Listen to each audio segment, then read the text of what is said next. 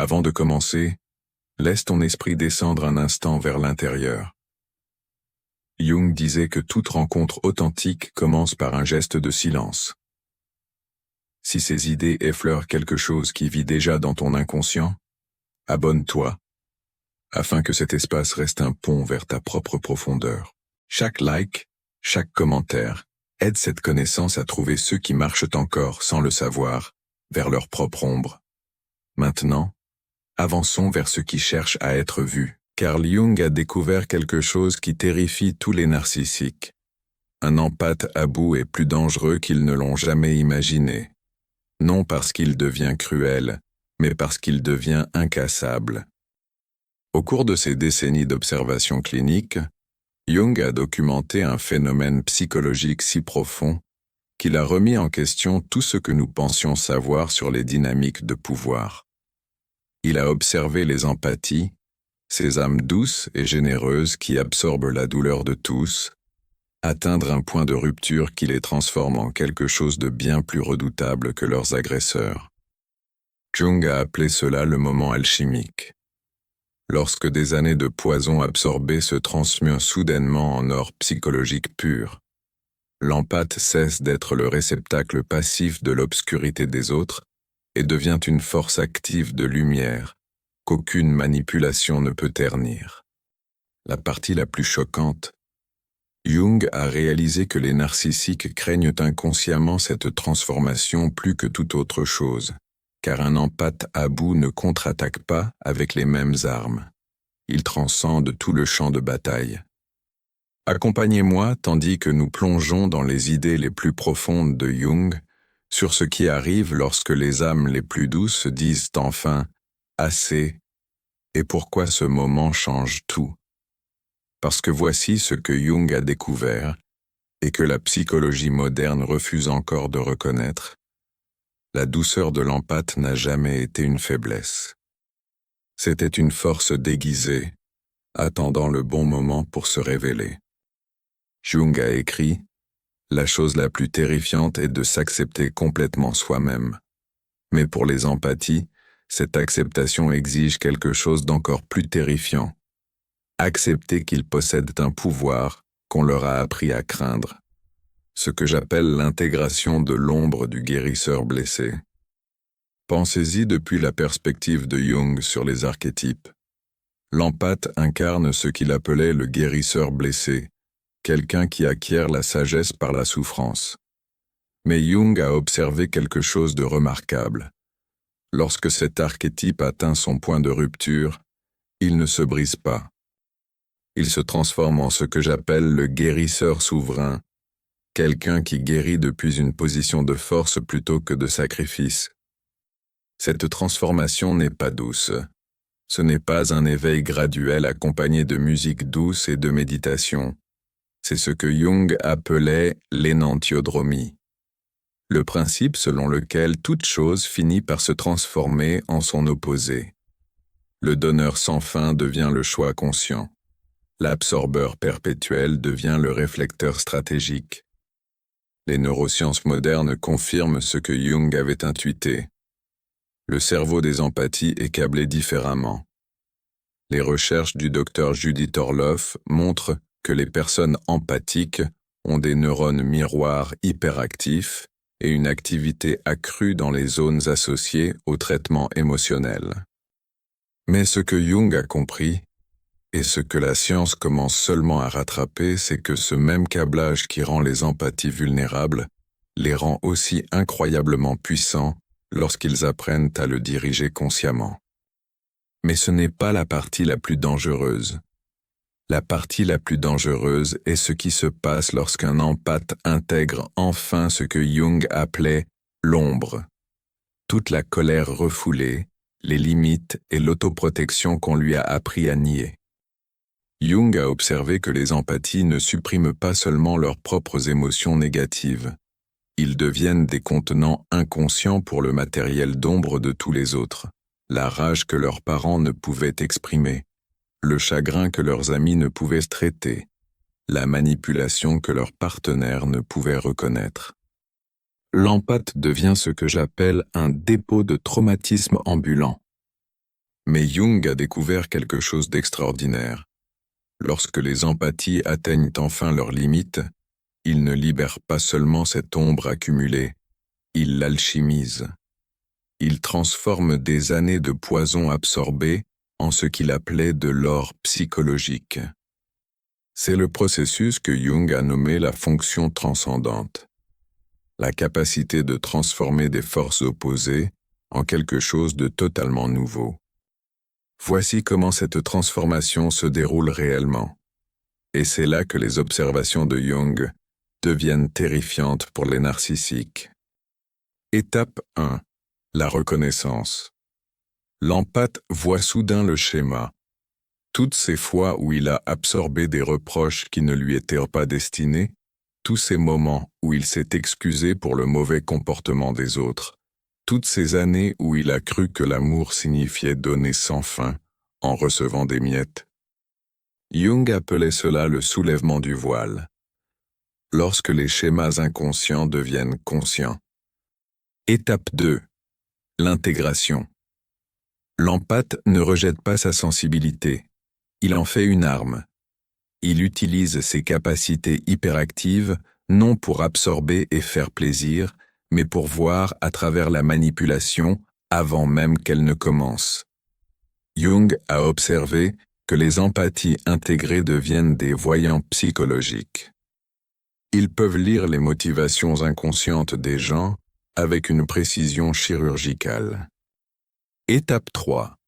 La souveraineté. L'empathe cesse de chercher une validation externe et devient ce que Jung appelait individué, psychologiquement entier et autodirigé. Il n'a plus besoin que les autres le complètent parce qu'il s'est complété lui-même grâce au travail conscient sur l'ombre. Ce processus crée ce que j'appelle le paradoxe empathique. Plus un empathe intègre son ombre, plus il devient compatissant. Mais sa compassion n'est plus naïve. Elle est féroce, discernante et absolument terrifiante pour ceux qui dépendent de la dysfonction empathique pour se sentir puissants. Si on vous a déjà dit que vous étiez trop sensible, mais que vous sentiez qu'il y avait une force cachée dans cette sensibilité, commentez. Ma sensibilité est mon super pouvoir. Vous êtes en train de découvrir ce que Jung appelait le côté obscur de l'empathie. Non pas l'absorption de la douleur d'autrui, mais l'utilisation consciente des capacités empathiques pour le discernement et la protection. Lorsqu'un empathe s'éveille, sa sensibilité ne diminue pas. Elle devient chirurgicale. Il peut ressentir l'état émotionnel du narcissique derrière sa performance. Il perçoit la manipulation avant qu'elle ne soit totalement formée. Il détecte les mensonges à travers les micro-expressions et les changements d'énergie que les autres manquent complètement.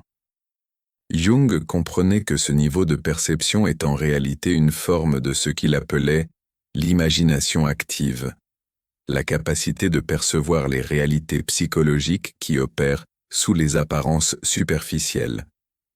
L'empathe éveillé devient ce que j'appelle un détecteur de vérité, qu'aucun charme ni manipulation ne peut tromper. Laissez-moi vous montrer cette transformation à travers 3 scénarios concrets. Le prédateur professionnel. Sarah travaillait avec un collègue expert pour s'attribuer les mérites tout en rejetant la faute. Pendant des années, Sarah a absorbé ses projections, cru à son gaslighting, douté de ses propres perceptions. Mais lorsqu'elle a appliqué le travail sur l'ombre de Jung, elle a commencé à voir le schéma. Elle a arrêté de se justifier, de défendre son travail, d'essayer de prouver sa compétence à quelqu'un dont l'opinion était sans importance. Le changement fut immédiat. Sans le travail émotionnel de Sarah pour s'en nourrir, le masque de son collègue a commencé à glisser. Les autres ont commencé à remarquer son comportement parce que Sarah n'absorbait plus l'attention qu'il créait. Elle était devenue ce que Jung appelait psychologiquement immunisée à ses manipulations. Le manipulateur familial, la mère de Michael l'avait contrôlé pendant des années par la culpabilité, la honte et le chantage émotionnel.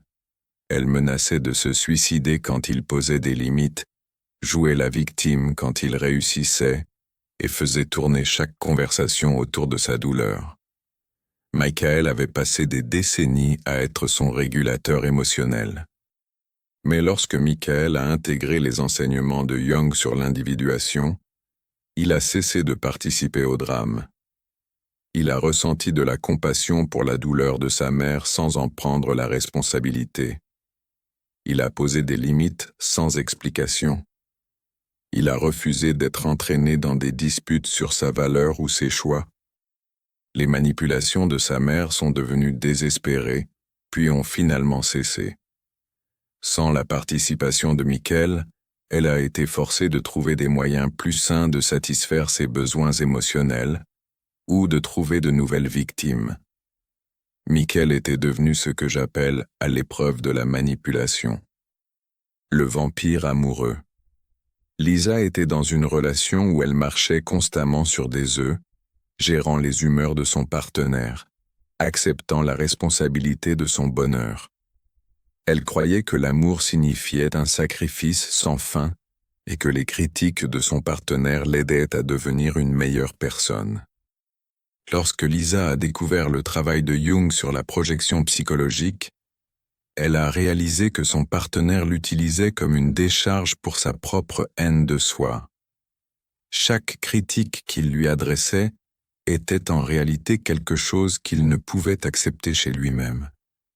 Lisa a arrêté de se défendre, de s'expliquer, d'essayer de mériter l'amour de quelqu'un d'incapable de le donner.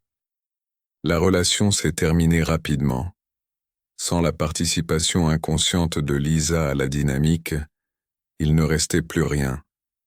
Son partenaire ne pouvait maintenir l'illusion de supériorité sans quelqu'un à qui se sentir supérieur. Dans chaque cas, l'empathe n'est pas devenu cruel ou vindicatif. Il est simplement devenu conscient. Et la conscience, comme le savait Jung, est la plus grande menace pour la manipulation inconsciente.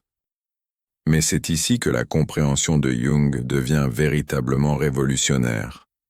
L'empathe à bout n'échappe pas simplement à la dynamique narcissique. Il la transforme en une sagesse qui le rend immunisé contre toute manipulation future.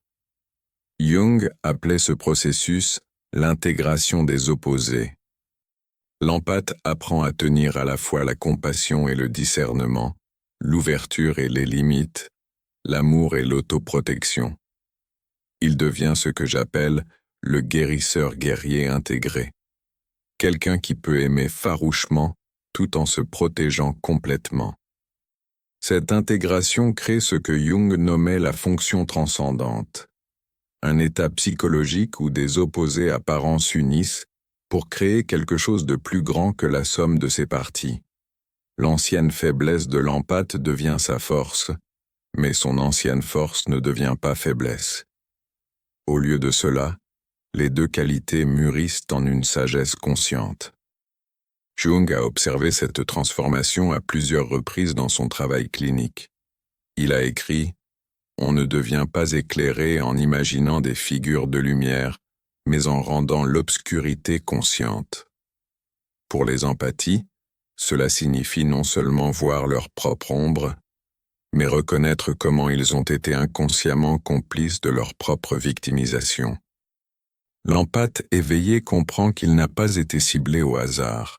Il a été choisi parce qu'il possédait quelque chose dont le narcissique manquait, la capacité de ressentir véritablement, de se connecter authentiquement et de faire preuve d'une réelle empathie. Mais au lieu de donner ces cadeaux inconsciemment, ils apprennent à les partager consciemment avec ceux qui peuvent les recevoir. Cela crée ce que j'appelle la révolution empathique. Au lieu d'essayer de guérir l'inguérissable, les empathies commencent à rechercher et à nourrir d'autres êtres conscients. Ils cessent d'être attirés par des personnes brisées qui ont besoin d'être réparées et commencent à être attirés par des personnes entières qui veulent grandir ensemble. Si vous avez réalisé que votre empathie n'est pas une faiblesse à gérer, mais une force à diriger, commenter. Je choisis qui reçoit mon énergie. Voici le cadre de Jung pour la méthode empathique, basée sur ses principes d'individuation et d'intégration de l'ombre. R. Reconnaître le schéma. Jung a souligné l'importance de rendre conscients les schémas inconscients. L'empathe doit voir comment il a participé à son propre épuisement. Ce n'est pas de l'auto-accusation, c'est de l'auto-responsabilisation. Jung a écrit « Tant que vous ne rendez pas l'inconscient conscient, il dirigera votre vie et vous l'appellerez destin. » Commencez à documenter vos interactions. Quand vous sentez-vous drainé? Qui prend constamment plus qu'il ne donne? Quelles histoires vous racontez-vous pour justifier de rester dans des relations qui vous épuisent? Jung appelait cela l'examen de conscience, non d'un point de vue moral, mais psychologique. Intégrer l'ombre. Jung croyait que l'intégration de l'ombre était essentielle pour l'intégrité psychologique. Pour les empathies, cela signifie récupérer toutes les qualités qu'on leur a appris à réprimer: la colère, l'égoïsme, la capacité de dire non sans explication. L'ombre n'est pas le mal, c'est la vie non vécue. Votre colère pourrait être une juste indignation qui avait besoin de s'exprimer. Votre égoïsme pourrait être un sain amour-propre qui était attendu depuis longtemps.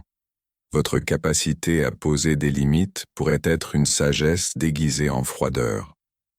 Pratiquez l'expression de ces qualités d'ombre de manière petite et sûre. Dites non à une demande sans justification élaborée.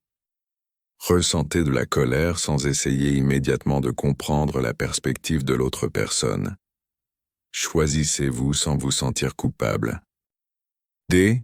Détournez la fuite d'énergie. Jung comprenait que l'énergie psychologique est finie et précieuse. Les empathies doivent apprendre ce qu'il appelait l'économie psychologique, la gestion consciente de leurs ressources émotionnelles et mentales. Cela signifie identifier les drains énergétiques et les colmater systématiquement. Arrêtez de vous expliquer aux gens qui ne veulent pas comprendre. Arrêtez d'essayer de convaincre ceux qui sont déterminés à vous méprendre. Arrêtez de donner votre attention aux gens qui l'utilisent comme une arme contre vous. Créez ce que j'appelle des audits énergétiques. Évaluez régulièrement qui et quoi dans votre vie ajoute à votre vitalité par rapport à ce qui l'épuise. Jung croyait que protéger votre énergie psychologique n'est pas égoïste. C'est nécessaire pour la santé psychologique. Assumer le pouvoir authentique.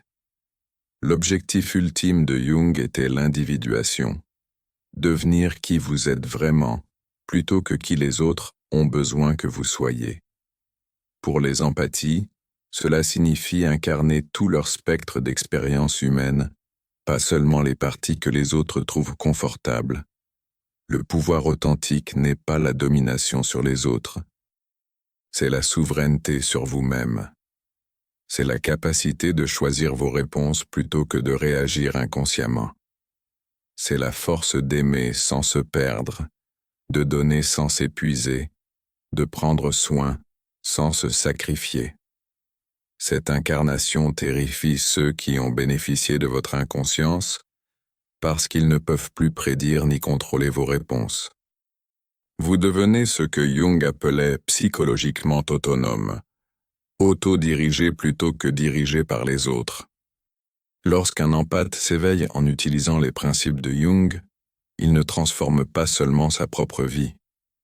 Il contribue à ce que Jung appelait l'évolution de la conscience collective. Jung croyait que le développement psychologique individuel impacte l'ensemble du collectif humain. Lorsqu'une personne se libère des schémas inconscients, elle crée ce que j'appelle des vagues de permission, qui aident les autres à faire de même. L'empathe éveillé devient un exemple vivant que la transformation est possible. Mais Jung a aussi averti de ce qu'il appelait l'inflation de l'ego, le danger de devenir arrogant vis-à-vis de son propre développement psychologique. L'empathe éveillé doit se garder de se considérer comme supérieur à ceux encore piégés dans des schémas inconscients. Le véritable éveil empathique inclut l'humilité. L'empathe se souvient de son propre voyage de l'inconscience à la conscience et ressent de la compassion pour les autres qui font encore ce voyage. Ils deviennent ce que Jung appelait des guérisseurs blessés qui ont été guéris, capables d'aider les autres sans se perdre dans le processus. Cela crée ce que j'appelle des communautés empathiques conscientes, des groupes de personnes qui ont fait leur propre travail intérieur et peuvent s'aimer mutuellement sans drame, manipulation ou vampirisme énergétique. Ces communautés deviennent des modèles de relations humaines saines basées sur le respect mutuel plutôt que sur le besoin inconscient. Jung envisageait un futur où suffisamment d'individus atteindraient l'intégrité psychologique pour impacter la psyché collective humaine. L'empathe éveillé fait partie de cette vision. Il ne se guérit pas seulement lui-même, il contribue à guérir les schémas de relations humaines qui ont été dysfonctionnels pendant des générations. Mais voici ce que Jung a compris, qui rend les empathies à bout véritablement dangereux. Ils exposent tout le système de manipulation inconsciente sur lequel notre société est bâtie. Lorsque les empathies arrêtent d'absorber les projections des autres, arrêtent de gérer les émotions des autres, arrêtent de se sacrifier pour des causes indignes, ils révèlent à quel point l'interaction humaine est basée sur du vampirisme psychologique inconscient. Ils montrent qu'une grande partie de ce que nous appelons des relations normales sont en réalité des schémas dysfonctionnels, déguisés en amour, soin ou responsabilité. Jung a écrit « Le monde tient à un fil, et ce fil est la psyché de l'homme. L'empathe éveillé représente ce qui arrive lorsque cette psyché devient consciente de son propre pouvoir et refuse de participer à la destruction inconsciente. C'est pourquoi les empathies éveillées font souvent face à une résistance, non seulement des narcissiques, mais de systèmes familiaux entiers, de cultures d'entreprises et de groupes sociaux qui dépendent de leur participation inconsciente. L'éveil de l'empathe menace le statu quo des dynamiques de relations inconscientes. Mais Jung croyait que cette résistance est nécessaire pour la croissance collective. Il l'appelait la tension des opposés, le conflit entre forces conscientes et inconscientes qui mène finalement à l'évolution psychologique. L'empathe éveillé représente la force consciente qui défie les schémas inconscients. Cela les rend dangereux pour quiconque dont le pouvoir dépend du fait que les autres restent inconscients.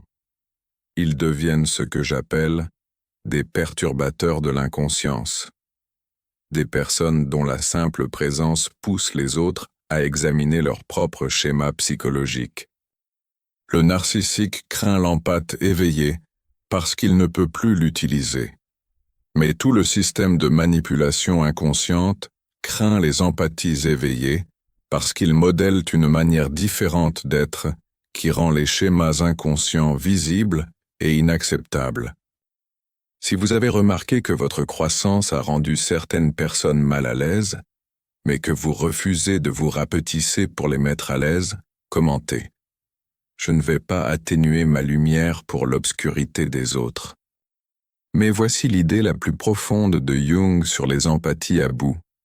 Leur danger ultime ne réside pas dans ce qu'ils font, mais dans ce qu'ils refusent de faire désormais. Ils refusent d'absorber ce qui ne leur appartient pas. Ils refusent de gérer les émotions des autres. Ils refusent de sacrifier leur bien-être pour le confort des autres. Ils refusent de s'expliquer à ceux qui ne veulent pas comprendre. Ils refusent de participer à des drames qui ne servent pas la croissance. Ce refus est plus puissant que toute attaque, car il est basé sur le principe de Jung de la non-violence psychologique.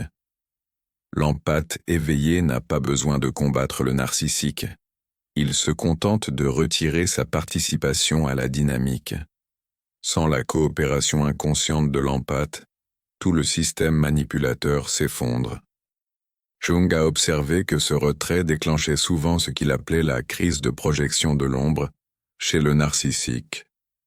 Sans l'empathe pour porter ses sentiments reniés, le narcissique est forcé de faire face à sa propre réalité émotionnelle. C'est insupportable pour quelqu'un qui a passé sa vie à éviter son monde intérieur. Le narcissique peut intensifier ses tentatives de manipulation, devenir plus agressif ou chercher frénétiquement de nouvelles sources d'approvisionnement empathique. Mais l'empathe éveillé reste imperturbable. Il a appris ce que Jung appelait l'immunité psychologique, la capacité d'assister aux tempêtes émotionnelles des autres sans se laisser entraîner. Cette immunité n'est pas de la froideur, c'est de la clarté. L'empathe peut ressentir de la compassion pour la douleur du narcissique tout en refusant de cautionner son comportement nuisible. Il peut aimer la personne tout en rejetant la dysfonction. Cette réponse nuancée est quelque chose que les narcissiques ne peuvent comprendre ni manipuler. Jung a identifié 3 niveaux de développement empathique, et comprendre où vous en êtes détermine votre vulnérabilité à la manipulation. Niveau 1. L'empathe inconscient. Vous ressentez tout mais ne comprenez rien. Vous absorbez les émotions des autres sans vous en rendre compte. Vous croyez que l'amour signifie donner sans fin et que les limites sont égoïstes. Vous attirez les vampires énergétiques parce que vous n'avez pas appris à protéger votre espace psychologique. À ce niveau, votre empathie vous contrôle plutôt que vous ne la contrôlez. Vous êtes comme une éponge qui absorbe tout ce qu'elle rencontre.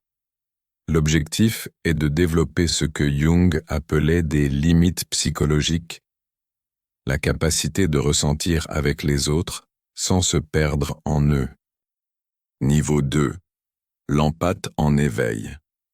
Vous reconnaissez vos capacités empathiques et commencez à comprendre comment elles ont été utilisées contre vous. Vous commencez à apprendre les concepts de Jung sur la projection, le travail sur l'ombre et les limites psychologiques. Vous commencez à voir des schémas dans vos relations et à assumer la responsabilité de votre rôle dans celle-ci. À ce niveau, vous commencez à développer ce que Jung appelait l'empathie consciente, la capacité de choisir quand et comment engager vos capacités empathiques. Vous apprenez à distinguer vos émotions de celles des autres. Niveau 3. L'empathe souverain. Vous avez intégré les enseignements de Jung sur le travail sur l'ombre et l'individuation. Vous pouvez ressentir profondément sans être submergé. Vous pouvez aimer pleinement sans vous perdre. Vous avez développé ce que Jung appelait la souveraineté psychologique, la capacité de rester centré sur votre propre vérité tout en restant ouvert aux autres. À ce niveau, votre empathie devient un outil de sagesse plutôt qu'une arme utilisée contre vous. Vous pouvez percevoir les états émotionnels des autres sans en prendre la responsabilité. Vous pouvez offrir un soutien sans vous sacrifier. Le voyage du niveau 1 au niveau 3 exige ce que Jung appelait le courage de devenir conscient.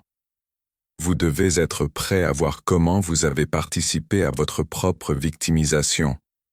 Non pas pour vous blâmer, mais pour réclamer votre pouvoir de choisir différemment. Mais Jung a émis un avertissement concernant l'éveil empathique que tout empathe à bout doit comprendre. Avec un grand pouvoir psychologique, vient une grande responsabilité. L'empathe éveillé possède des capacités qui peuvent être utilisées pour guérir ou nuire. Sa capacité à voir à travers les masques des autres, à détecter la tromperie, à comprendre les motivations cachées, ces dons doivent être utilisés consciemment et éthiquement.